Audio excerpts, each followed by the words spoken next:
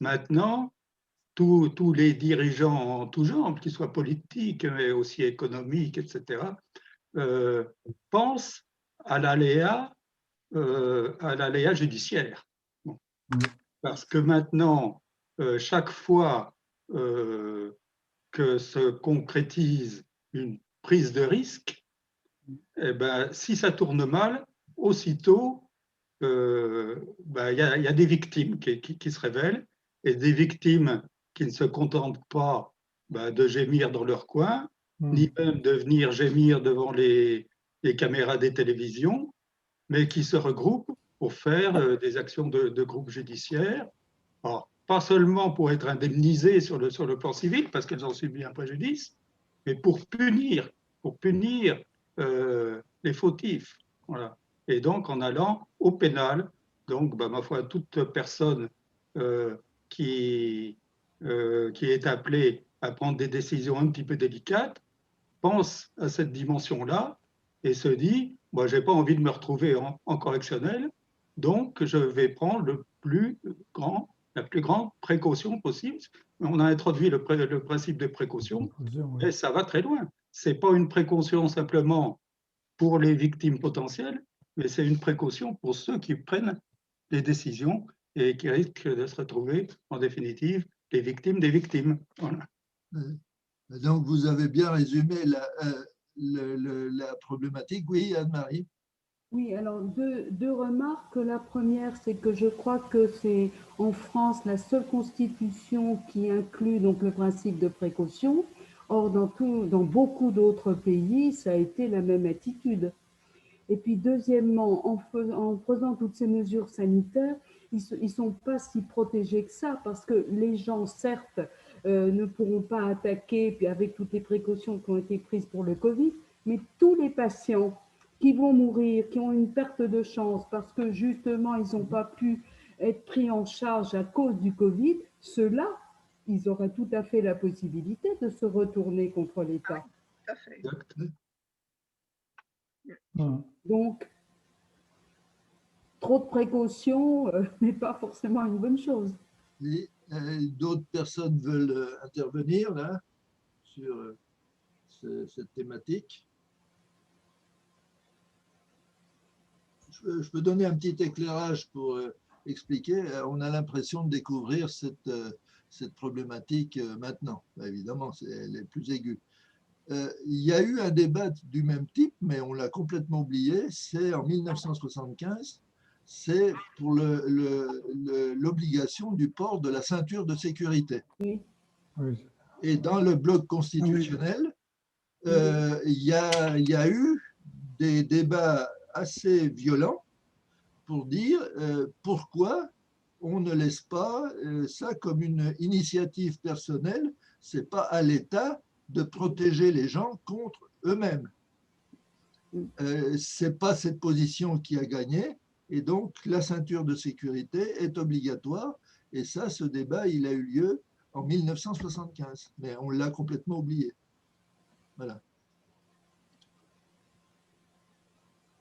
La problématique à l'époque. Rappelé par. La problématique à l'époque, c'était sans doute qu'il ne fallait pas se limiter à dire est-ce qu'il faut protéger les gens contre eux-mêmes, mais que les gens qui allaient subir des accidents, eh ben, ça allait coûter très cher à la société. Bien sûr, bien sûr. Par l'intermédiaire de la sécurité sociale, par l'intermédiaire des assurances, etc. Bien Et que donc, c'était un choix de prendre ce genre de risque qui impliquait sans doute celui qui allait courir le risque, à ne pas mettre sa ceinture de sécurité, mais aussi tous les autres qui cotisaient aux assurances et tous les autres eh ben, qui finançaient le système d'assurance maladie ou d'assurance chirurgicale qui allait réparer les victimes des accidents de voiture.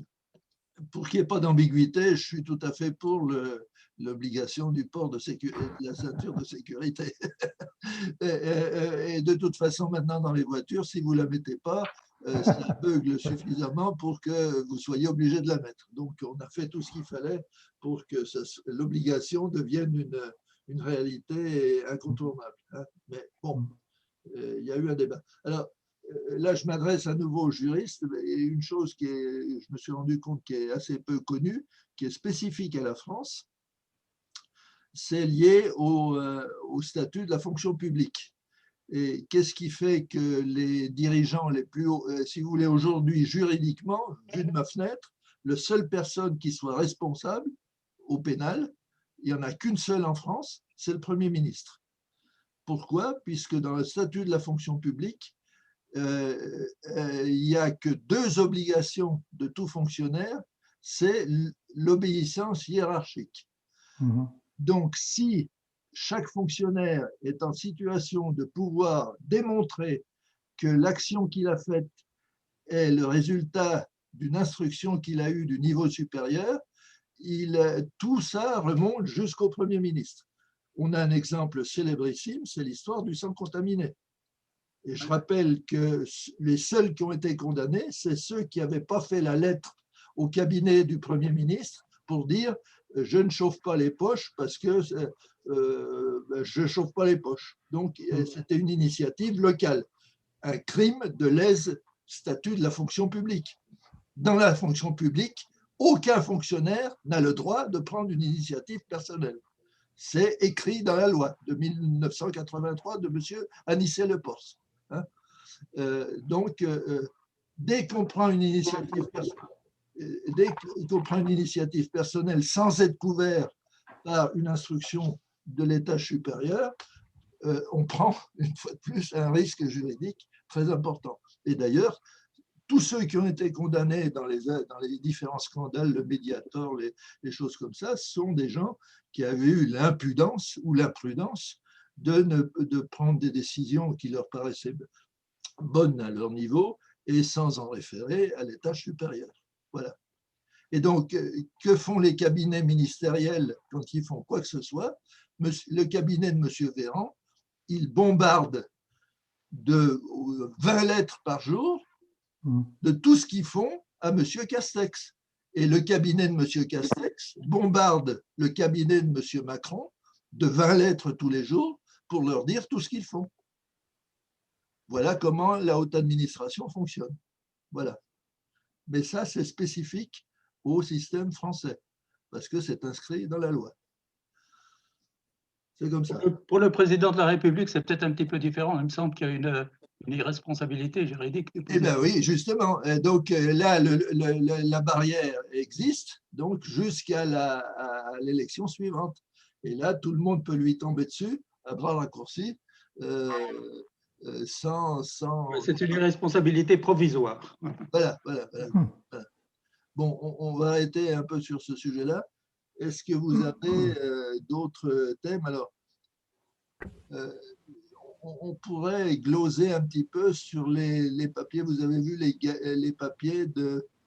je vais en trouver un autre, là. Voilà. Voilà. Alors, est-ce qu'on peut... c'est encore du Comte Sponville. Vous l'avez lu, celui-là? Oui. Oui. Bah, ça rejoint un peu celui-là. Il est bien celui-là, c'est bien. On peut réagir sur ce document-là. Je vais le mettre en pleine page, là.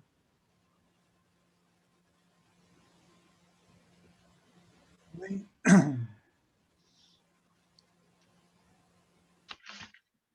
Là, voilà. Vous voyez le début de son analyse. Là. Alors, Oui. que quelqu'un veut réagir par rapport à ça?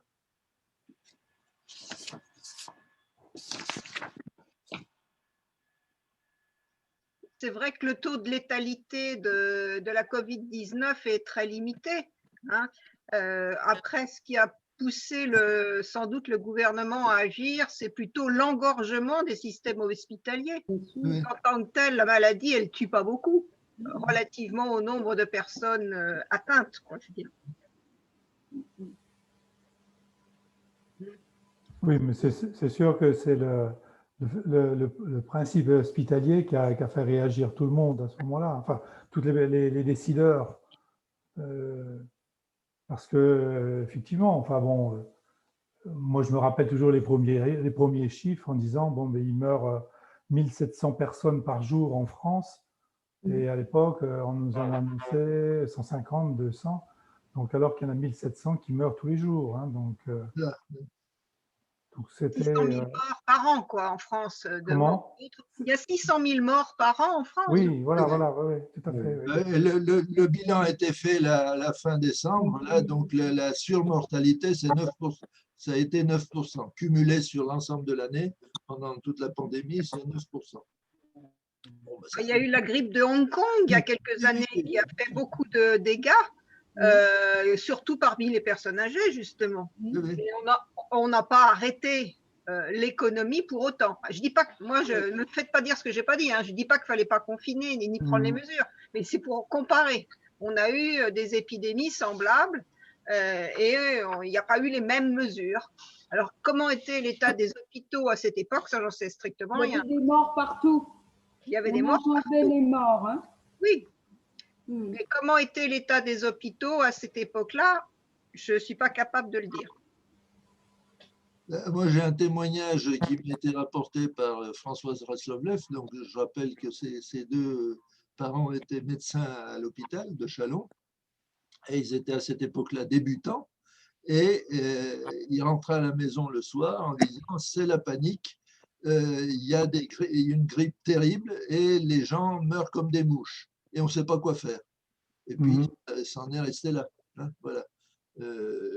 Ça finit par disparaître sans qu'on en fasse les gros titres des journaux. Hein. Oui, mais à cette époque-là, on acceptait la fatalité de la mort.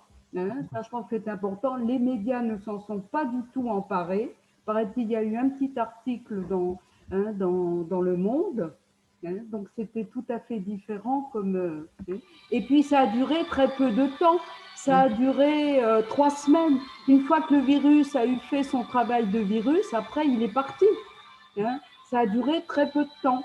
Tandis que le confinement, eh bien, il a fait que prolonger le problème et donner au virus la possibilité d'affûter ses armes, quoi, en faisant des variants. Voilà. Une des raisons pour lesquelles je pense que le confinement a été la pire des stratégies. Voilà, ça c'est ma position. Justement, là, on peut commenter le paragraphe que je vous montre là. Oui, celui-là, il est important. Ouais. Bon, j'ai été aussi frappé par cette espèce de nouvelle échelle des valeurs qui finalement donnait référence supérieure à ce qu'il appelle d'ailleurs le pan-médicalisme. Alors, après, on peut être d'accord ou pas d'accord avec ça, hein, mais je pense que c'est une bonne réflexion, c'est-à-dire qu'est-ce qu'on doit mettre un peu, quelle hiérarchie doit-on mettre? Et effectivement, il pose vraiment la question de la hiérarchie, des choix qu'on fait, notamment en confinant, etc., en privilégiant même l'hôpital, en quelque sorte. Moi, je ne suis pas du tout contre toutes les précautions qui ont été prises. Je crois que c'était très difficile de faire des choix et je suis très indulgent avec ceux qui ont eu les choix à faire. Mais que la question soit posée, effectivement, peut-être qu'après tout, fallait-il laisser mourir des gens au sens où il était volontaire pour ça, bien sûr, bien évidemment. Alors que là, de toute façon, par le confinement, le choix ne se posait plus puisqu'on était contraints de se soigner et de se protéger les uns des autres, ce qui n'est pas forcément une mauvaise idée, mais ce qui peut peut-être poser des questions de rapport de valeur. Alors, moi, je voudrais bien prendre la parole, s'il vous plaît. Oui. Je pense que c'est bien, tant qu'on n'est pas touché. Tant qu'on n'est pas touché, on peut plus on peut dire les morts, les vivants, etc. Mais quand on est touché, moi, là, depuis 2 jours, j'ai ma belle-fille qui a attrapé le Covid et puis mon petit-fils qui a pris de la fièvre. Ça fait beaucoup, beaucoup de soucis. Et je me dis, heureusement qu'on est dans une société où on prend quand même soin les uns des autres, où on ne laisse pas faire n'importe quoi. Parce que moi, à titre personnel, je ne connais pas du tout cette maladie, comme personne d'ailleurs. Hein. Et je pense que je suis contente d'être dans une société où on nous oblige un peu à nous protéger des autres parce qu'on ne sait pas quoi faire à titre individuel, chacun dans son coin. on va aller dans les bars, on va aller dans les restaurants, on va vivre normalement et on va attraper le Covid et on va avoir des très proches qui vont mourir, qui peuvent mourir, peut-être pas tous, mais certains. Et quand on est touché personnellement, on n'a pas du tout la même réflexion que quand on voit. Moi, jusqu'à il y a 2 jours, je me disais, bon, bah, le Covid, d'accord, d'accord. Bon, j'avais personne dans mon entourage qui était touché. Et maintenant, oui, et ça change tout. Oui, mais Liliane, vous pouvez dire ça de toutes les maladies. Et je fais ça de toutes les maladies, sauf que celle-ci, elle est très contagieuse et puis on nous protège. La France nous protège, le pays nous protège de ça par certaines mesures qui paraissent les plus raisonnables possibles. Moi, je ne critique pas ce qui est mis en place, le confinement. Bon, ben, peut-être fallait-il le faire, je pense que oui. Maintenant, il y a des régions comme par exemple la Nice où on va devoir. La population elle-même, à plus de 50%, je crois, ou quelque chose comme ça, réclame le confinement. Bon, eh ben parce que les gens ne se sentent pas en sécurité, qu'ils ne se sentent pas. Enfin, je veux dire, la mort, d'accord, on va mourir, comme l'a dit le comte Sponville, on est bien, bien d'accord. Mais le plus tard possible, et puis en tout cas pas pour nos proches. Enfin, moi, c'est bien qu'on se sente protégé par des mesures qui sont imposées à tout le monde. Parce que Oui, quand les. on a mis en danger tellement d'autres personnes. Il y a tous les gens. On m'a dit quand même qu'il y avait des cancéreux qui ont arrêté leur chimio par peur d'attraper le Covid à l'hôpital. Vous voyez jusqu'où, enfin, l'absurdité. Hein. Alors que le cancer, il avait beaucoup plus de risques de mourir de son cancer que de mourir du Covid.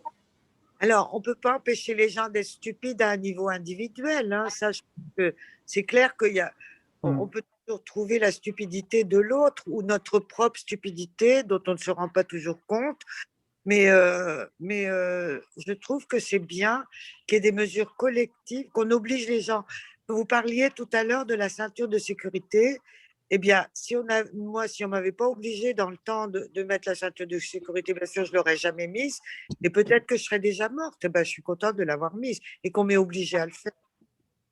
Oui, Parce que mais il y a quand même une sacrée disproportion entre la faible gravité de ce virus et puis la rigueur des mesures sanitaires. Je vous donne deux, trois chiffres. Hein. La grippe espagnole a fait 50 millions de morts alors que la population était 4 fois moins.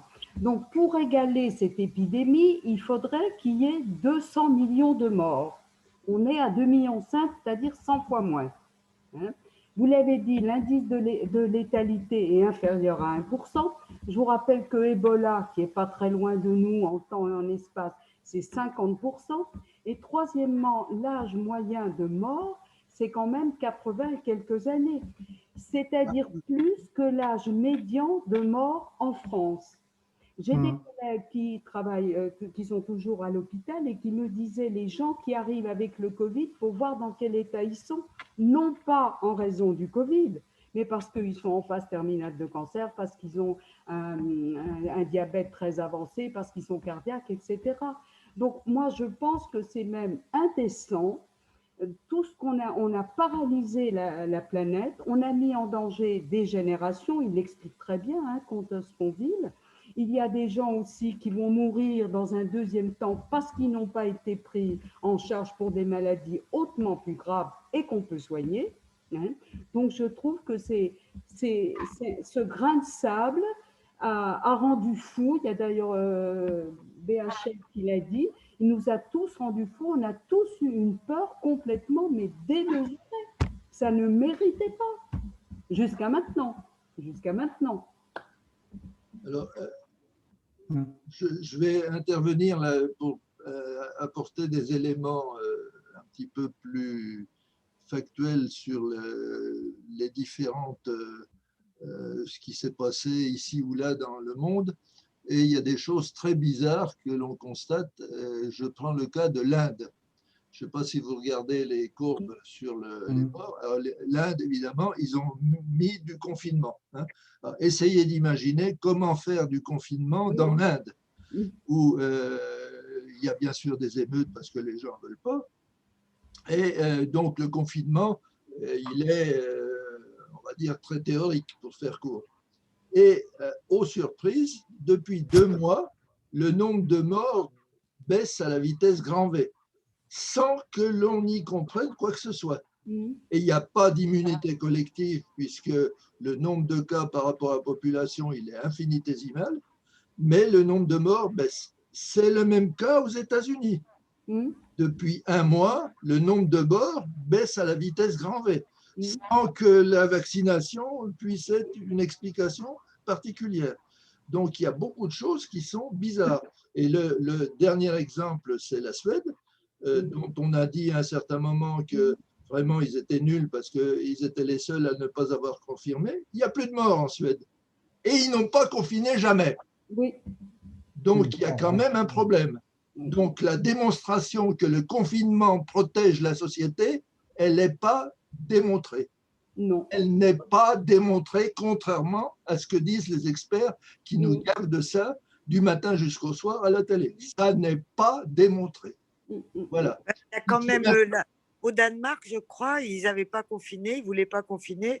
Et finalement, ils l'ont fait et puis ça a eu des effets, je crois. Enfin, j'ai entendu ça. Oui, mais ça a eu des effets par rapport à une situation. Tout dépend quel critère vous voulez prendre. Est-ce que le critère, c'est le nombre de cas ou le nombre de morts? Ce n'est pas le même critère. Oui, c'est peut-être le nombre de cas, oui. Oui, alors, pour le nombre de morts, et c'est pour ça qu'on a critiqué la Suède, le ratio du nombre de morts par rapport à la population, c'est le même qu'en France. Et donc, comme la population est plus faible, on a dit, bah, c'est épouvantable, ils n'ont rien fait, et donc il y a beaucoup de morts, c'est le même niveau, parce que vous regardez dans les tableaux, tous les pays, même les pires, c'est-à-dire le Brésil et les États-Unis, le ratio nombre de morts sur la population, c'est bizarre, c'est asymptotique, ça arrive à 1500 morts par million d'habitants.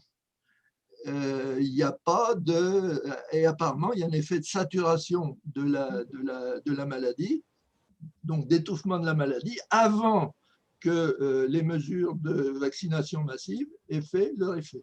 Donc, il y a quelque chose qu'on ne comprend pas. C'est-à-dire la démonstration factuelle, expérimentale de l'efficacité du confinement, elle n'est pas démontrée. Alors, effectivement, quand on fait un confinement très violent et très brutal, par rapport au nombre de cas, là, c'est mathématique, il y a une chute très spectaculaire.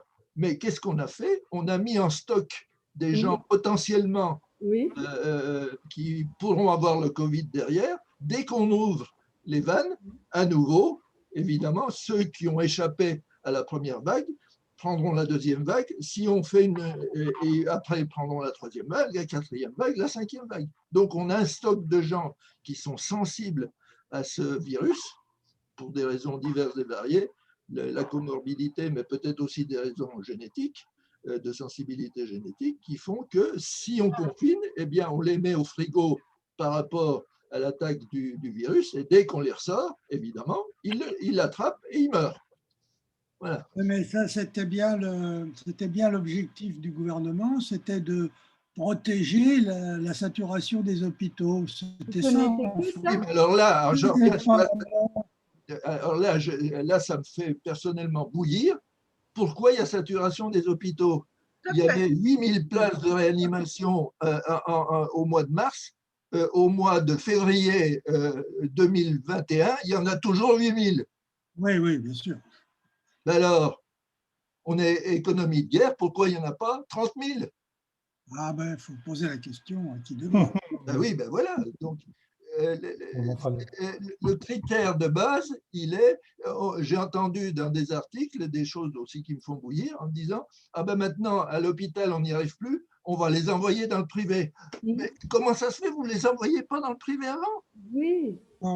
C'est un scandale, ça, un scandale pur et simple. L'hôpital public qui dit ben moi je vais m'occuper de tout, puis quand j'y arrive plus, j'envoie dans le privé. Cette séparation du public et du privé, c'est un véritable scandale. Et après, ils sont applaudis comme des héros. Non, non, non, je suis scandalisé de ça, personnellement. Non, alors, deux remarques. Je pense, ça a été dit que le virus, quoi qu'on fasse, il a sa dynamique, il a sa vie, il a son rythme. On ne le connaît encore pas bien. Bon, il y a une courbe ascendante et après il disparaît, et pas forcément parce qu'il y a immunité collective. Et d'ailleurs, il y a une étude qui a été faite à Vienne, en Autriche, où ils ont examiné tous les pays avec toutes les mesures qui ont été prises. Conclusion, aucune mesure n'est efficace. Alors peut-être plusieurs mesures ensemble et encore point d'interrogation. Leur conclusion, c'est que ce qui aurait été le plus efficace, c'est la fermeture des frontières, ce qui explique que c'est des pays insulaires qui s'en sont mieux sortis. Et puis, deuxièmement, la fermeture des écoles.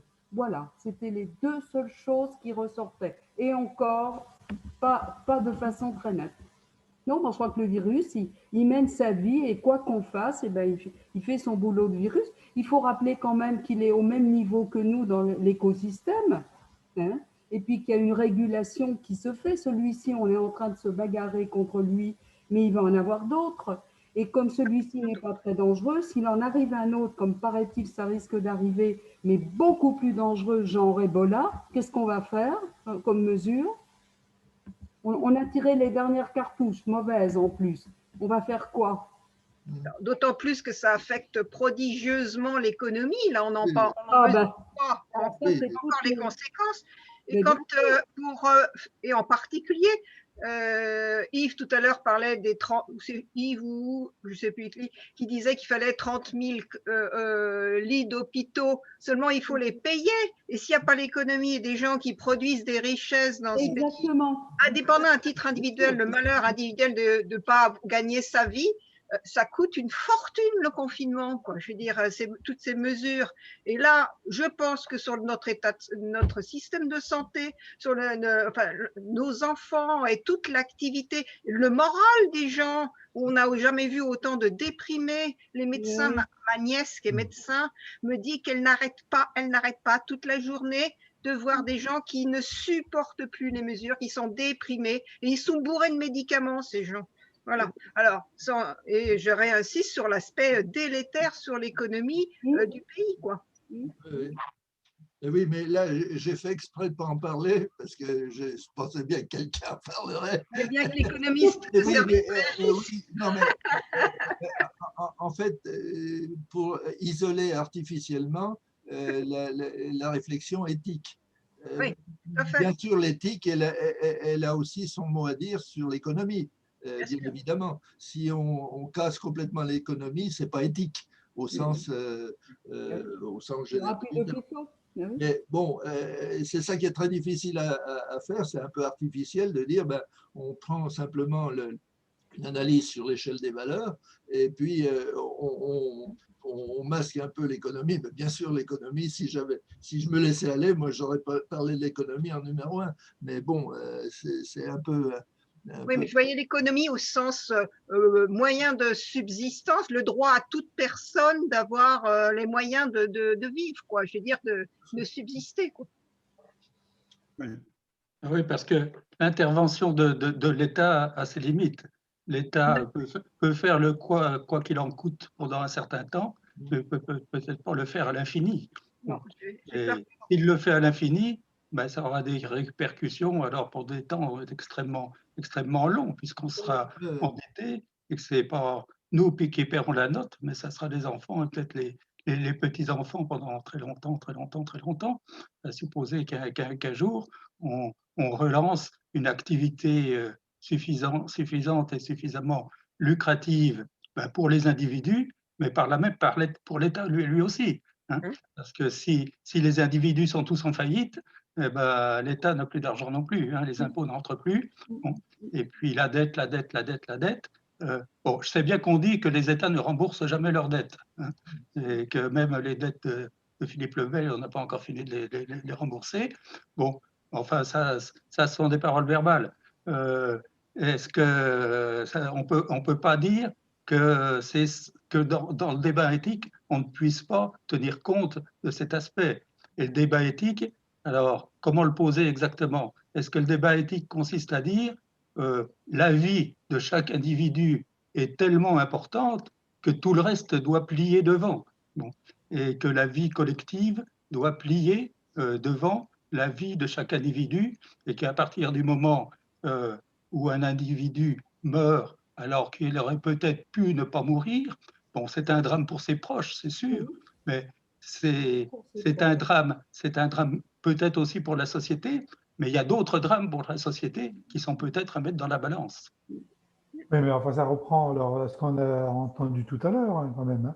C'est que ce que tu viens de dire, là, on est quand même, enfin, sur le plan de l'éthique, on est devenu une société individualiste et qu'on a une aversion croissante pour les risques. Hein. Donc, on veut pas de risques. Et donc, c'est pas que la décision d'un État, c'est qu'en fait, même chacun, et tu l'as expliqué tout à l'heure toi-même en disant, ben, finalement, l'État n'aurait pas pris ces décisions-là, il y aura des procès en plus, hein, parce qu'ils auront confiné, on aura des procès. Ils n'auraient pas confiné, on va avoir des procès aussi. Il y aura de toute façon, il y aura des procès. Voilà, voilà. Donc, mais ils répondent plus à la notion de l'individualisme qui dit, moi, je veux être protégé. Je veux pas de risque. Ça introduit un conflit maintenant dans la société entre les générations. Je sais pas si vous voyez sur les réseaux sociaux, hein, comme les boomers sont attaqués, et on dit bah vous avez fait votre vie, on vous protège, on vous surprotège, etc. Alors que les jeunes n'ont fait rien pour eux et qui sont dans la dèche la plus totale et qu'on n'en tient absolument pas compte. Oui, du côté des étudiants, c'est ça. Enfin, moi, les plus jeunes de mes enfants réagissent beaucoup en disant mais laissez-nous vivre, enfin, entre guillemets. Hein, c'est pour eux des contraintes beaucoup trop fortes par rapport à leur vie. J'ai un petit-fils, moi, qui est étudiant. Première année, il n'a encore jamais rencontré ses collègues étudiants. Hein. Et on est au mois de février. Hein. Ah oui. Enfin, bon, de toute façon, Newton, il a bien été 18 mois confiné chez lui pendant la peste de Londres. Ça ne l'a pas empêché d'être un génie. Donc, on se console comme ça. Et c'est pendant son confinement qu'il a fait ses plus grandes découvertes, d'ailleurs, sur l'optique. Hein, voilà. Et puis on n'est pas obligé de faire la fête tous les samedis soirs non plus. Moi, quand j'étais étudiant, je faisais la fête une fois par trimestre. Et puis... Oui, mais enfin, ça, c'est les différences individuelles. Hein. Bon, mais ça, c'est la liberté individuelle. Voilà. Ceci étant, dans l'histoire des confinements, je crois qu'un des premiers confinements, c'était en 1500 en Italie. Hein, et ils ont arrêté le confinement au moment où finalement, à force d'être tellement confinés, ils mouraient économiquement. Donc, c'est à ce moment-là que ça a relâché. Donc, l'économie fait relâcher le confinement parce que... Justement, en particulier en Afrique et même en Inde, disent on préfère mourir du Covid que de mourir de faim. Quoi. La probabilité de mourir de faim est plus forte que de mourir du Covid. Alors, c'est intéressant de suivre ce qui va se passer en Italie et en Espagne. Ils n'ont plus de sous, donc ils relâchent énormément. Et quand moi, je regarde ça, il n'y a pas d'aggravation dans ces deux pays. Ça va être très intéressant de voir ça, parce que les gens, il n'y a plus d'argent, l'État ne peut pas payer, puis deux, les gens en aura le bol de subir tout ça, donc ils se relâchent. Il y a plein de Français d'ailleurs, frontaliers, qui vont faire la fête, qui vont au restaurant et dans les bars espagnols. Alors on va voir s'il va y avoir une flambée ou pas, si ça se trouve pas. Voilà. C'est le cas de l'Espagne. Ce qui est troublant, c'est effectivement, il n'y a pas eu de fermeture des cinémas. Et on n'a pas constaté d'effet délétère des cinémas. Donc, il y a aussi un peu un facteur d'incertitude. Quelles sont les mesures qui sont les plus efficaces? On ne sait pas. Donc, chacun fait un peu la sienne.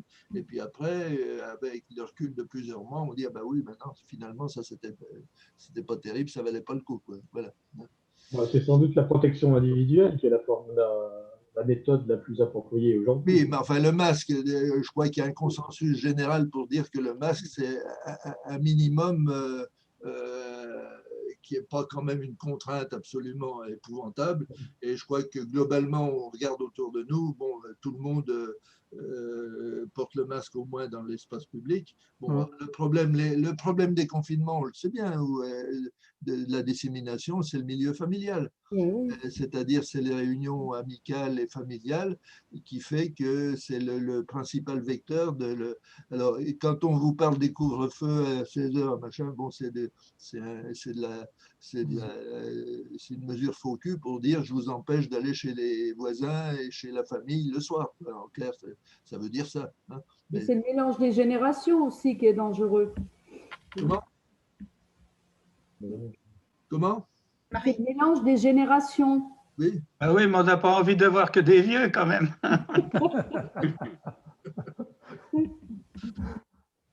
Il y a un autre aspect dans cette histoire qui m'a beaucoup interpellée, c'est la sacralisation de la vie biologique. Mais j'ai trouvé ça, mais encore…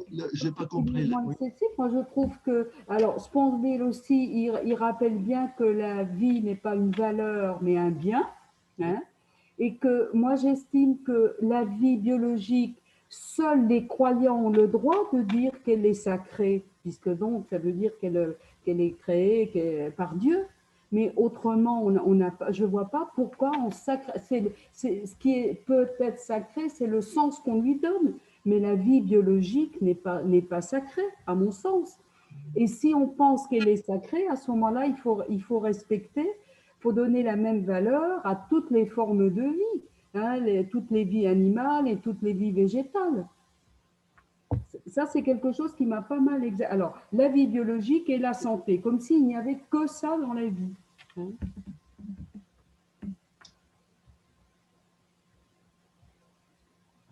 Alors, Antoine, on ne t'entend pas là. Ah, mais je vais citer un exemple alors. J'ai une petite fille qui fait des études d'infirmière et qui met en évidence des quartiers entiers des hôpitaux, des EHPAD, qui sont dans une période épouvantable où le personnel habituel se met en maladie, où il n'y a plus personne pour soigner les vieillards. Et le premier stage de cette petite fille, c'est 5 semaines dans un EHPAD où elle avait 15 personnes à voir, 15 vieillards, sans aucune formation préalable. Ensuite, cet hiver, le président Wauquiez du Rhône-Alpes a mobilisé les écoles d'infirmières pour faire le poste de nuit dans les hôpitaux, accueillir toutes les urgences. Et ensuite, maintenant, c'est dans un service d'hôpital où on accueille, où on accompagne les personnes pour mourir. Et la motivation de cette jeune fille qui était très forte au départ commence à s'amenuiser et elle s'interroge sur la poursuite à donner à ses études si elle va vraiment continuer. Et les journaux ne parlent pas de ces quartiers qui sont insalubres et désertés maintenant par beaucoup de monde. Voilà. Oui, ben, on imagine, c'est pas drôle, hein, effectivement. Hein. Parce que c'est bien de taper dans des casseroles pour dire que les soignants sont extraordinaires, mais enfin bon, tout ça c'est du pipeau. Hein. Voilà. Ce que je voudrais dire aussi, c'est que les 2 seules personnes que je connais qui soient mortes du Covid, l'une était très âgée, mais l'autre l'était beaucoup moins, et les 2 ont attrapé le Covid à l'hôpital en entrant pour une autre pathologie. En entrant pour une autre pathologie, et elles ont attrapé le Covid à l'hôpital et elles en sont mortes. Voilà. C'est une expérience qui ne résume pas tout, mais enfin, c'est l'expérience qui était à proximité en ce qui me concerne. On est nombreux à dire ça, je crois, moi aussi. J'ai eu des amis qui sont morts à l'hôpital, qui étaient rentrés pour bien d'autres choses que le Covid et qui sont morts du Covid, simplement. Je rappelle quand même, on va rappeler les pères fondateurs, c'est-à-dire Louis Pasteur. Hein. Louis Pasteur, c'était la grande époque quand même de la tuberculose, le 19e siècle et la fin du 19e siècle. Et donc Pasteur, comme il a quand même trouvé le lien de causalité entre les microbes et les maladies, hein, puisque c'est sa grande découverte, il a dit, pour faire des établissements hospitaliers, il faut faire des choses avec des pavillons séparés. C'est-à-dire qu'il ne faut pas empaqueter dans des bâtiments hyper centralisés, hyper concentrés, des choses comme ça. Pasteur, aujourd'hui, s'il ressuscitait, il se retournerait dans sa tombe en voyant l'architecture des hôpitaux, qui est absolument effrayante. Et s'il y a des maladies nosocomiales, ce n'est pas pour des prunes. C'est les architectes qui les ont inventées, les maladies nosocomiales dans les hôpitaux. Donc, et on a abandonné l'architecture pavillonnaire tout simplement parce que ça prend de la place. Et les médecins disent, ah ben non, mais moi je veux pouvoir passer de la cardio au bloc opératoire, à la radio et les machins comme ça, simplement en poussant des trottinettes devant moi. Et j'ai tous les services sur place. C'est vachement bien d'avoir un hôpital qui soit concentré, sauf qu'on attrape toutes les cochonneries. Même avec les combinaisons de cosmonautes, pourquoi avec toutes les combinaisons de cosmonautes, de protection hyper, les lunettes, les machins, les gants, les blouses, les machins comme ça, le taux de cas dans les personnels soignants, c'est le même que dans la population générale. Il y a un problème là. Alors, il y a l'hygiène de base qui n'est pas toujours respectée dans le personnel soignant. Alors peut-être qu'elle se lave les mains 10 fois par jour, mais qu'elle ne se douche pas tous les jours non plus. Moi, j'ai vu beaucoup de personnel dont les ongles, par exemple, étaient sales, qui sentaient la sueur, etc. Et puis alors là-bas aussi, je voulais vous en parler. Que pensez-vous de la vaccination du personnel hospitalier? Moi, je trouve ça scandaleux qu'on n'oblige pas le personnel soignant qui se croit immunisé comme ça et qui refuse de se faire vacciner. Alors déjà, il y avait le problème des priorités. Moi, j'étais choqué quand on a commencé à vacciner que dans le haut de la liste, ce ne soit pas les soignants qui soient prioritaires. Oui. On dit c'est les vieux. Non, alors c'est les vieux, pourquoi? Parce qu'on ne veut plus les voir dans les hôpitaux, ils encombrent les lits de réanimation. Non, non, non, non. Les soignants d'abord, parce que pour les lits de réanimation, il faut des soignants. Donc, les soignants, il faut vraiment les pouponner et les soigner en hyper priorité. Ben non, je n'ai jamais entendu ça dans le discours public. Et c'est dans les soignants qu'il y a la plus grosse proportion de gens qui sont anti-vaccins quand même. Oui, aussi. Bon. Enfin, maintenant, le problème est résolu puisque dans les EHPAD, on a un taux de vaccination à peu près de 80%. Donc, ils pourront enfin mourir d'autre chose que le Covid. Ouf, on est sauvés. Voilà. Oui. Liliane, vous nous entendez plus? Elle ne nous entend plus. Pourtant, son micro n'est pas coupé. Hein. Oui. Ah oui, oui, plus, voilà.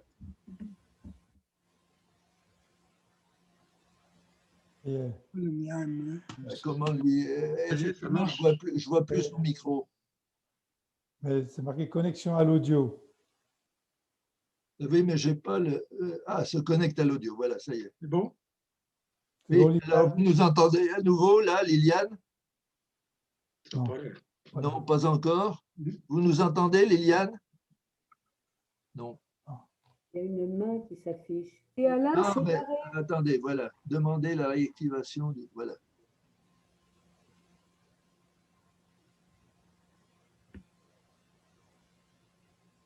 Voilà, vous nous entendez, Liliane? Non. Il n'y a pas l'air. Plus de son. Pourtant, son micro est allumé maintenant. Non, mais on l'entend par contre. On l'entend. Ah, elle a disparu de la circulation. La vidéo a disparu, mais le micro est revenu. Voilà. Oui, mais elle n'est plus là. Voilà. Oui, est-ce qu'il y a d'autres thèmes à aborder Ça marche.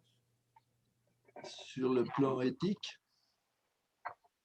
Oui, il y a le problème du prix des malades. Dieu sait si on en a parlé, mais en fait, d'abord, il faut savoir que le tri, par essence, c'est le boulot du réanimateur. Il ne fait que ça. Hein? Ça a choqué énormément les gens, mais dans les services de réa, il y a tous des barèmes et on évalue l'éligibilité à la réa et on mesure les conséquences, non pas simplement en temps de durée de vie, mais qualité de vie. Donc forcément, il y a un tri. Et puis, il y en a eu d'autres, des tris. On a fait le tri, par exemple, pour les vaccins, hein, puisqu'on on a choisi certaines catégories. Et puis, on a fait le tri aussi, puisqu'on a priorisé les malades atteints du Covid, hein, et qu'on a laissé en plan d'autres malades. Donc, le tri, il ne faut pas se faire d'illusions, il s'est effectivement pratiqué et en réa, c'est systématique. C'est le boulot justement de la réa.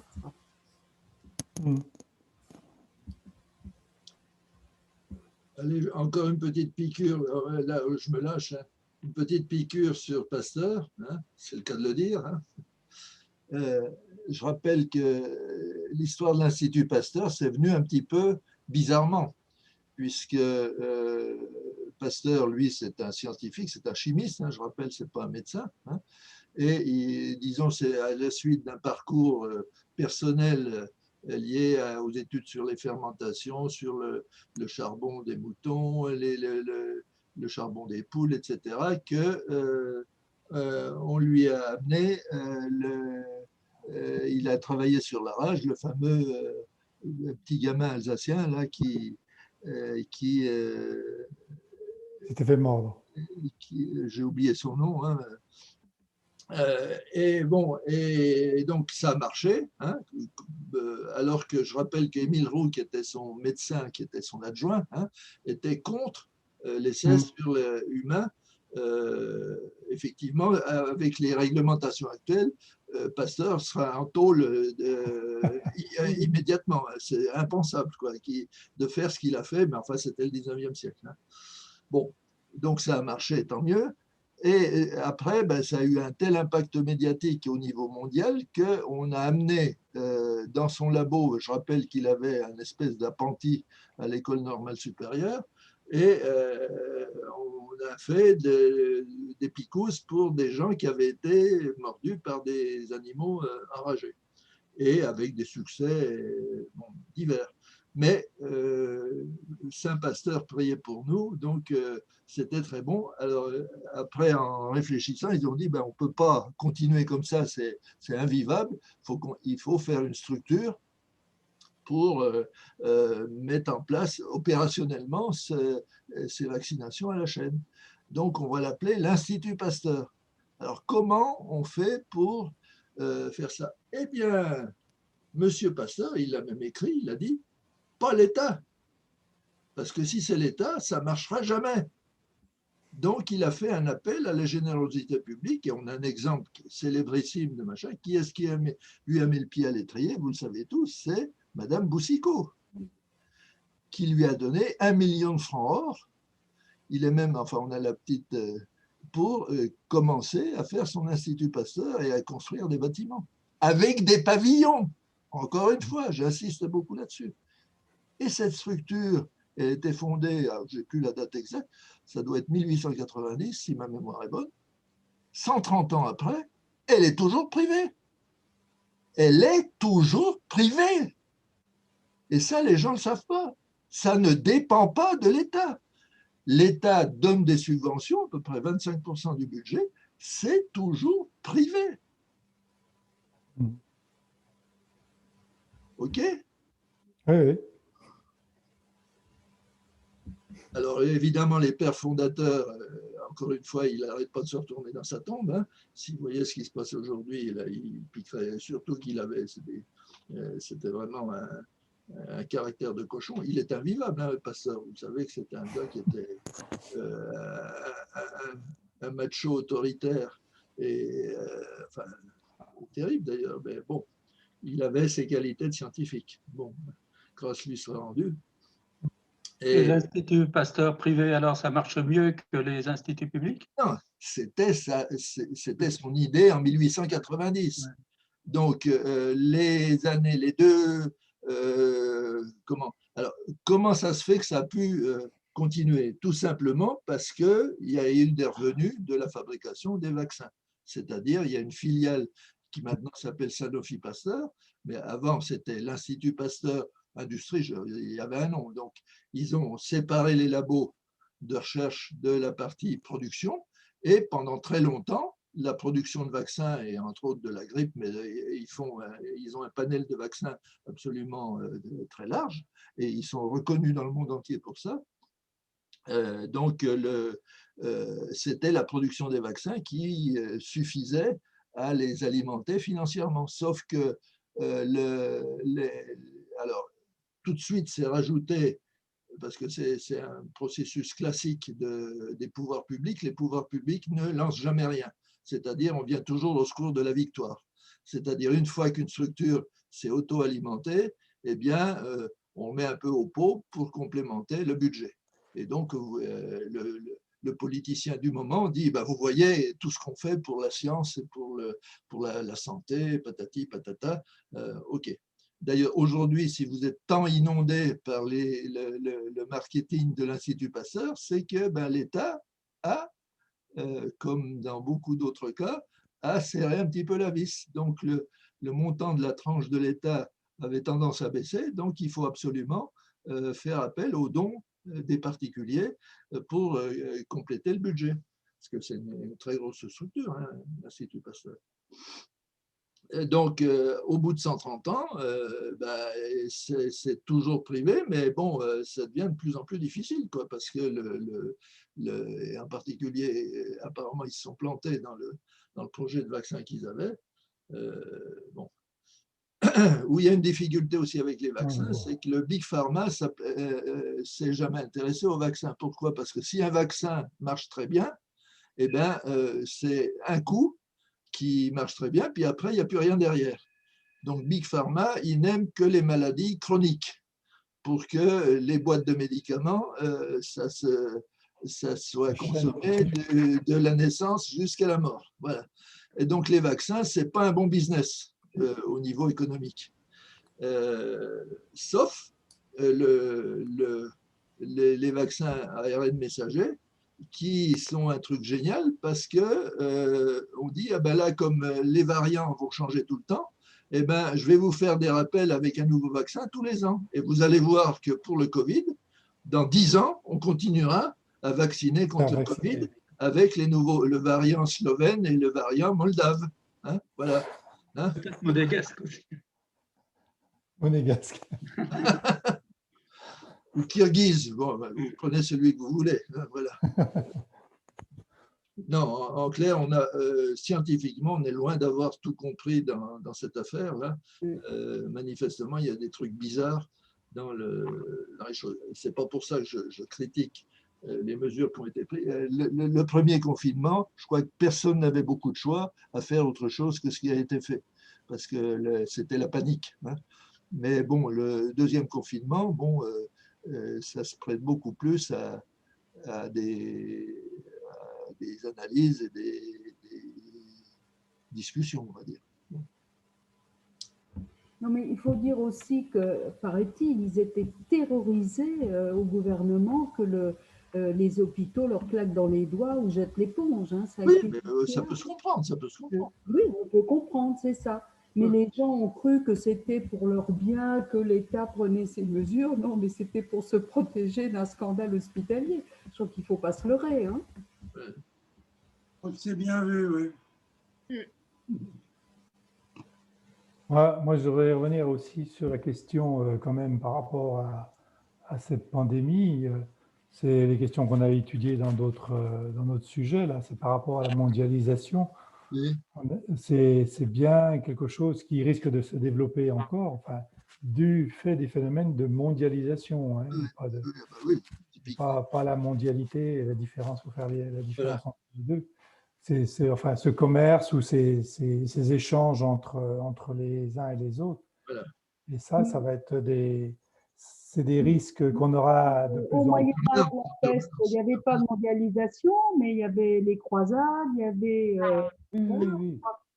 Ah ben, la peste arrivait toujours par Marseille. Hein. La peste arrivait toujours par Marseille sur les bateaux. C'était déjà le commerce, début de mondialisation. L'argument qui… D'ailleurs que le problème actuel à Nice, ce serait tous les plaisanciers, tous les gens qui arrivent dans le port, paraît-il. Hein. Mais bon, non, c'est Monaco. Non, c'est Monaco. Oui, oui. Et Mais Monaco, il n'y a, pourtant, a pas de confinement à Monaco. oui, il n'y a pas de confinement. Et donc, c'est des gens de Nice qui vont se balader à Monaco parce qu'il n'y a pas de confinement. Et là, ils ramènent, c'est de l'importation monégasque, voilà, de virus. Non, mais du coup, pour revenir à nos questions, alors tout à l'heure, je ne sais plus laquelle qui disait, finalement, enfin, effectivement, quand on est une île comme la Nouvelle-Zélande, les frontières, Voilà, elles sont naturelles, hein, on va dire. Mais par rapport enfin, par rapport au monde, par rapport à nos pays, par rapport à l'Europe aussi, est-ce qu'il faudra mettre quel type de frontières il faudra mettre? Est-ce que c'est des frontières physiques ou des frontières? Le masque est une frontière, hein, entre guillemets, que tout le monde met et qui, à la limite, elle peut être mondiale. Les frontières physiques, c'est un mythe. Le virus, Ah oui, oui, oui, tout à fait. Oui, oui. il s'en fout. Donc, Non, non, puis bon, la mondialisation, c'est quand même que ça va très vite, hein. En moins de 10 heures, vous ramenez un virus. La peste, il fallait peut-être un peu plus de temps, le temps qu'on prenne le bateau, qu'on arrive, etc. Parce que là, en 6 heures après, eh ben, vous avez mis le virus à 8000 km. Bien sûr, bien sûr. Hein, on a des Ça, choses. il faut faire avec. Hein. Voilà. Mais à part l'Angleterre, quand même, les pays insulaires s'en sont mieux sortis. Alors, est-ce que c'est dû à ça? Je ne sais pas. Comment? Hein. Les pays Insulaires. Oui, ah bah oui, oui. Taïwan, Corée. En Corse, qu'est-ce qui se passe en Corse? Ah, encore, tiens, je ne sais pas, oui. En Corse, ben, ils ont mis. Ils ont refermé, hein. Il faut avoir Oui, le mais test. la Corse, c'est pas une île. Il y a des flux de personnes importants. Non, c'est pas possible. Hein. Non, mais à un moment donné, ils ont demandé à ce que les gens soient tous testés en arrivant. Oui, Oui, bah, d'accord. Voilà, Mais bon. ça fait bien. C'est médiatique, ça. Hein. C'est comme la Moselle, on dit ah ben, on contrôle tout le monde, hein, sauf les frontaliers. oui. Ah ben. On prend les gens pour des bourriques. Hein, Ouais. non, mon fils qui prend un TGV à Bourg-en-Bresse pour monter à Paris, mais et le TGV de Bourg-en-Bresse, c'est celui de Genève. Et un jour, il a mis 3/4 d'heure pour quitter le quai de la gare parce qu'en fait, il contrôlait tout le monde, Suisses et Français, et les Suisses avaient besoin du test PCR. Alors, ils ont perdu un temps fou parce que bon, les flics avaient fermé le quai et les Suisses devaient présenter leur test. non, la seule technique possible, c'est enfin, on appelle ça le passeport vaccinal qui est très controversé. Mais bon, il y a déjà des essais qui se font parce qu'il faut une norme internationale. Donc, il y a déjà des essais par l'IATA et disons des organismes internationaux pour faire des tests de la puce qui va bien ou le code qui va bien sur votre téléphone pour dire, et infalsifiable évidemment, principe pour dire, parce que les bouts de papier, non, c'est pas pensable. Hein. Donc, le temps que toute cette technologie soit mise au point, on a le temps de discuter en long, en large et en travers dans les allées du Palais Bourbon sur sur l'intérêt de ce passeport vaccinal. Voilà. Et que tout le monde ait eu accès au vaccin. Oui, ben voilà, ben c'est ça. La vitesse de débat dans les systèmes parlementaires, ça prendra bien le temps que tout le monde soit vacciné. Donc, faisons les deux choses en parallèle, pas en série. Voilà. Donc, non, on ne verra que des plus de 75 ans dans les cafés, les bars et compagnie. Donc, il va encore avoir des conflits de génération.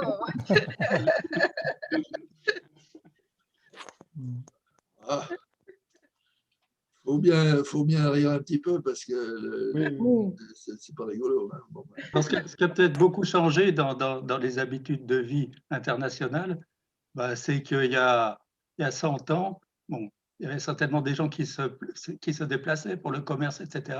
Enfin, ils étaient quelques milliers ou quelques dizaines de milliers, puisque maintenant, ils sont des millions et des millions et des millions. Les aéroports avant la pandémie, était plein sans arrêt, bon, de gens qui vont, qui viennent, etc. Pas une fois par an, mais sans arrêt. Bon. Moi j'ai un peu du mal à m'imaginer ce monde-là, dans la mesure où je suis allé à l'étranger, je ne sais pas, 10 ou 12 fois dans une vie entière. Mmh. Ben oui, tous ceux qui ont beaucoup voyagé comme moi se disent, ben oui, effectivement, le nombre de virus que j'ai dû attraper sans m'en rendre compte, hein, c'est incommensurable. C'était plus facile à protéger quand personne n'allait au-delà de son chef-lieu de canton et allait peut-être à la sous-préfecture une fois par an. Même, regardez la peste avec les moyens de transport de l'époque, ça s'est prolongé comme une traînée de poudre. Oui, quand même. Il a fallu quelques mois pour aller de Marseille à Paris. Hein. Même avec des flux de circulation très faibles, quand c'est très contagieux, ben, on ne peut rien faire. Hein. C'est pas possible, hein. Donc, il faut faire avec. Il y a une régulation, hein. Même les virus entre eux, ils s'arrangent. On a dit qu'il n'y avait pas eu de grippe, c'est vrai. Alors, les gens se sont beaucoup vaccinés cette année, mais il me semble avoir lu quelque part qu'il n'y avait jamais 2 épidémies ensemble. Hein, je pense qu'ils doivent s'arranger entre eux, les virus. Ils doivent avoir. Se sont beaucoup vaccinés, c'est vite dit, parce que nous, on se vaccinait de manière régulière tous les ans depuis au moins 7 ou 8 ans, ou 10 ans. Et là, on n'a pas pu parce qu'il n'y avait pas de dose. Il n'y en avait plus. Oui. Complètement épuisé. On compare souvent la France et l'Allemagne Oui, pour la réponse au Covid. oui, Je vais vous envoyer l'organigramme de l'Agence régionale de santé du Grand Est. Il y a 800 personnes. oui. Je ne le croyais pas. Je croyais que c'était un fake news. Mais j'ai l'organigramme avec les noms et les photos. Je vous l'enverrai par mail. C'est incroyable, le système français, comme le rappelait Yves au sujet de Pasteur. L'État a créé des fonctionnaires dans tous les sens. Oui, C'est pas l'État, c'est les fonctionnaires qui se créent eux-mêmes des nouveaux postes.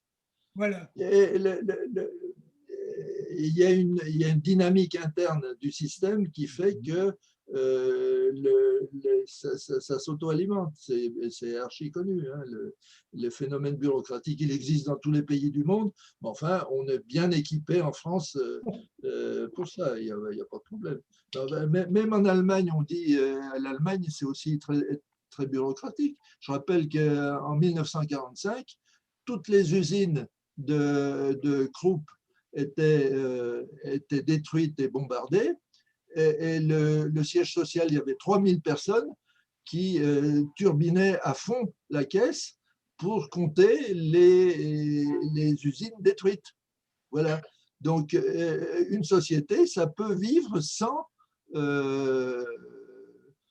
sans activité industrielle. Les bureaucrates peuvent vivre en autarcie. Hein. Mais vous savez, on a dit que les hôpitaux pouvaient tourner sans malade aussi. Hein. Oui, de la même façon. Non, mais bon, c'est pas si simple que ça. Hein. Et quand vous regardez les édiles locaux, ils sont tous au conseil d'administration des hôpitaux, oui. Ils ne sont pas très flambants pour réduire les moyens de leur hôpital, qui est forcément le meilleur que celui de la ville voisine. Hein. Donc, il y a des compétitions. Regardez, maintenant ça paraît risible, la compétition pour l'histoire de l'angioplastie à Châlons, hein, par rapport à Mâcon et Dijon. Tout ça, c'est des histoires de gros sous et de limites. Ben, là, ça entretient une tendance naturelle à augmenter la complexité du système. Voilà. Bon, écoutez, on ne va pas faire le monde, mais enfin, ça nous soulage un peu quand même. Oui. On voudrait vous faire part d'une petite phrase que j'ai lue, que j'ai trouvé ça excellente. Virchow, qui est un médecin de la fin du 19e, qui a dit « Une épidémie, c'est quoi? Un phénomène social avec quelques petits éléments médicaux à côté. » Je trouve ça très bien, parce qu'effectivement, bon, eh bien, écoutez, Monique, tu veux ajouter quelque chose là? C'est son appel au secours. Oui, l'appel au secours, oui, c'est vrai. Voilà. Ben, il y a au moins une idée une idée de bouquin qui m'a, je vous dis, moi j'en ai lu 10%, il m'a paru si clair que l'impression qu'avait fait l'auteur à la télé. Hein. Vous J'avais jamais entendu parler. titre du livre, le titre du livre, vous nous l'enverrez? Oui, oui, ben elle va s'en occuper. Euh, Elle va vous l'envoyer. la référence. Oui, parce qu'il était dans l'émission 28 minutes sur Arte. Et il a bien expliqué, en fin de compte, le travail qu'il a, son étude et le travail. Vous avez déjà entendu parler de ce bonhomme-là, là? Comment il s'appelle déjà? Eh ben, je vous montre je vous montre la référence, là. Voilà, ça. Voilà. Tavoyot. Je n'ai jamais entendu parler de ce gars-là. Pierre-Henri Tavoyot. Tavoyot. Tavoyot, la morale de cette histoire. Et donc, la morale de cette histoire. Oui, la morale de cette histoire. Vous voyez, un essai dans lequel l'auteur clarifie les notions d'éthique et de morale face aux grandes questions contemporaines, la bioéthique, la préservation de l'environnement, l'égalité homme-femme, l'intelligence artificielle ou encore la question animale. La cohérence de l'éthique s'y voit questionnée dans un contexte de fragmentation des domaines, de spécialisation des savoirs et d'urgence à agir. Voilà. L'éthique n'est pas la morale. Oui, ça, oui. La morale de cette histoire. Bon, ben, je promets de travailler dès que je serai vacciné. Voilà. Non, en fait, ça se lit. C'est un philosophe qui fait des phrases qu'on comprend. Pour ce qui me Bien, concerne. ils sont bien les philosophes comme ça. Et oui, il est très clair dans son langage et dans son écriture. Oui.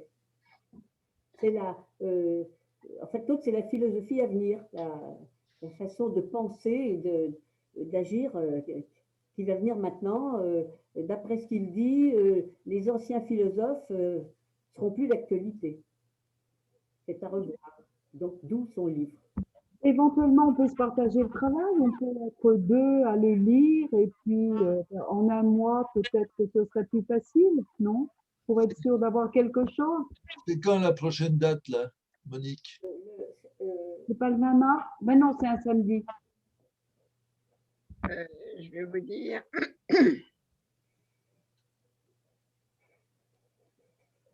Avec le beau temps, il y a le jardin. Ah oui, c'est vrai. Et alors, avec mes 3600 mètres carrés, je ne garantis rien. Moi, j'ai 1 hectare, mais je la regarde pousser. C'est le 15 mars. 15 mars. Le 15 mars, le 26 avril. Ah, c'est bien. 15 mars. Pour moi, ce n'est pas possible d'ici le 15 mars. Non. 15 mars, 26 avril, 17 mai. Non, mais une autre solution, c'est de faire un petit peu comme j'ai fait là, c'est de sortir 1 ou 2 articles sur d'autres thématiques. On ne va pas recommencer sans arrêt sur la Covid, hein. Sur d'autres thématiques qui étaient plus dans une logique directement de mondialisation. Ben, par exemple, un thème qui serait intéressant, c'est l'histoire de la fameuse indépendance pour les matériels de santé. Bon, les vaccins et les équipements divers et variés. Les seringues, les aiguilles, les machins.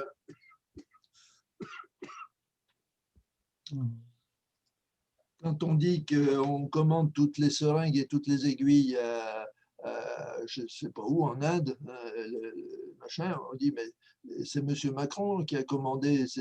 Non, non, non, c'est un fonctionnaire des ARS qui a dit, ben moi, voilà, j'ai mon budget, moi, il m'en faut tant, donc le seul endroit où c'est pas cher, ben, c'est en Inde. Donc, j'achète en Inde. Voilà. C'est aussi bête que ça. Hein. Donc, parce qu'il y a le postulat, de toute façon, c'est la mondialisation et ça fonctionnera toujours. Donc, il y a quand même un problème éthique, c'est que si ces problèmes de restriction des mouvements, pas de personnes, mais de marchandises s'amplifient, ça va être un sacré problème général. On revient sur l'économie, là. Hein, de dire, ben, si on ne peut plus avoir quoi que ce soit, c'est quand même une difficulté majeure. Hein. En ce moment, ceux qui ont peut-être le plus de problèmes, c'est les Anglais, qui étaient pourtant les grands chantres de l'ultralibéralisme, et puis qui se retrouvent là avec des problèmes de se retrouver tout seuls entre eux. Voilà. Oui, mais l'ultralibéralisme, il est basé sur un postulat non dit, c'est que les échanges sont faciles et libres. Et quoi qu'il arrive. En fait, ça, c'est une théorie. On a un cas où on montre que c'est pas vrai, c'est pas si évident que ça. Bien, bien. Bon, écoutez, chers amis, je crois qu'on a passé une bonne séance, là, non? Vous reviendrez? Oui, Monsieur Fournier, moi je me demandais pourquoi on ne se réunit pas à Janzay, par exemple, comme on fait pour l'histoire de l'art. C'est quand même plus sympa qu'avec ses moyens. Pourquoi pas? Pourquoi pas? Pourquoi pas? Mais Janzay n'est pas ouvert. Mais si c'est ouvert, et par exemple pour l'histoire de l'art avec l'UTB, on va à Janzay, et il y a 12-13 On a personnes. obtenu l'autorisation de faire des réunions avec des jauges très basses. Dans les salles de 70 personnes, il y a 15 personnes. Ah bon? Voilà. Ah ben oui, mais on ne le clame pas sur les toits. Ah d'accord, oui, parce que moi je veux. Ah mais non, on a l'autorisation des services municipaux. Hein. On n'a pas fait ça en douce. Hein. Oui, non, je suis d'accord. Mais j'ai appelé il n'y a pas longtemps, il m'a dit non, c'est toujours fermé au public, sauf les formations. Alors peut-être que c'est considéré comme une formation ce qu'on fait. Ben oui, peut-être. C'est l'UTB, hein, c'est l'histoire de l'art avec Monsieur Pinette. C'est vraiment super et c'est beaucoup mieux que de se réunir sur des appareils électroniques, quoi. C'est évident, oui. C'est pour ça que j'en fais une publicité très limitée, je veux dire, parce qu'on a toujours un bon conseiller qui va dire mais comment ça se fait que nous on est couvert puisque l'organisation des services municipaux, et sinon ils ne nous donneraient pas la clé, hein, c'est aussi bête que ça. Hein. Donc ça c'est des accords qu'on a obtenus au mois de janvier, donc ok, on continue comme ça pourvu que ça dure. Là, on va avoir une réunion, Jean-Paul va faire une réunion du groupe écriture, il y aura peut-être 4 personnes et ce sera dans la grande salle boisée, j'accepte ce truc-là. On fait des cours d'anglais à 4 personnes dans la salle, F. Là, hein. Donc, parce que là, quand on fait l'enregistrement des conférences, on est 6 dans la salle F et on a la distanciation sociale. Donc, au niveau d'un petit groupe, et en fait, on est toujours dans un cercle toujours des mêmes personnes, donc le risque de diffusion externe, il est quand même beaucoup plus faible que, effectivement, dans un resto où il y a une circulation des personnes qui est différente. Voilà, donc, disons des réunions dans des communautés plus restreintes et plus fermées. Bon, le risque est beaucoup moins grand que Et puis on garde le masque, voilà. Oui, mais là, pour le groupe éthique, on n'est pas très nombreux. On a les précautions, enfin les barrières et tout, donc il n'y a pas de problème. Voilà. Comme disait Liliane, on n'est pas très nombreux au groupe éthique. Donc, oui, c'est pour ça que je disais que ça serait plus sympa de se réunir dans une... à 10 personnes dans la salle boisée, c'est trop. Non, mais à Janzay. Oui, mais bon, où on a un petit problème de... je ne sais pas si vous avez été au courant de ça, la dame qui s'occupait des réservations des salles municipales, c'est Annick Boyer, avec qui on avait c'était surtout Muriel qui s'occupait de ça, avait un bon contact. Elle est décédée subitement, pas du Covid, d'une crise cardiaque, semble-t-il, le janvier, là, et elle devait se faire hospitaliser pour une opération bénigne à l'oreille. Et donc, elle avait rendez-vous le lundi matin. Lundi matin, elle n'est pas venue. Donc, les pompiers sont rentrés en force, comme ils savent faire, hein, et elle était morte. Alors que Muriel l'a eu au téléphone vendredi soir, le vendredi précédent. Donc, ça a été le choc. C'est vrai. Comme on dit, c'est la vie. Hein. Voilà. Donc, celle qui la remplace semble d'une souplesse moins évidente que Madame Annick Boyer. Donc, ça demande, c'est toute une diplomatie. Il n'y a que Muriel qui sait très bien faire ça. il y a les règles et puis la pratique, on va dire. Hein. Et donc, mais elle était couverte par le responsable de la sécurité de la ville de Châlons, donc qui a donné son aval au fait qu'on puisse faire l'histoire de l'art à Janzé. Après des péripéties diverses et variées, mais ça, c'est la face cachée de l'UTB. Hein, et c'est surtout Muriel qui est à la manœuvre. Okay. J'évite le plus possible de m'en occuper, d'abord parce que je n'ai pas le temps, et puis deuxièmement, quand on est deux à négocier avec la même structure, c'est très mauvais. Oui, on vous met en contradiction. Il faut qu'il n'y ait qu'un seul interlocuteur. Hein. Sinon, la partie adverse utilise nos contradictions, évidemment. Diviser pour régner, c'est vieux comme le monde. Bon, ben écoutez, si vous êtes d'accord pour en arrêter là, alors donc, à partir du début de la discussion, j'ai enregistré. Donc, je vais la mettre sur le site. Et puis, si vous voulez la regarder à nouveau, ben, c'est à votre discrétion. Donc, on arrête là. Donc, je fais bye bye à tous. On a le droit de le faire écouter à mon épouse. Merci beaucoup. Allez, au revoir. Au revoir. Au revoir, merci.